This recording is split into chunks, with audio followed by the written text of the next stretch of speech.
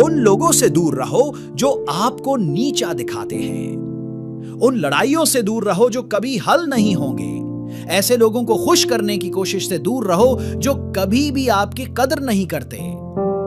फजूल चीजों से दूर रहो जो हमेशा आपका वक्त चोरी करती हैं।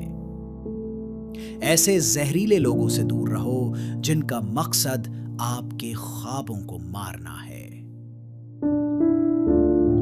आप जितना ज्यादा उन चीजों से दूर रहेंगे जो आपकी रूह को खराब करती हैं, आप उतने ही सेहतमंद होंगे।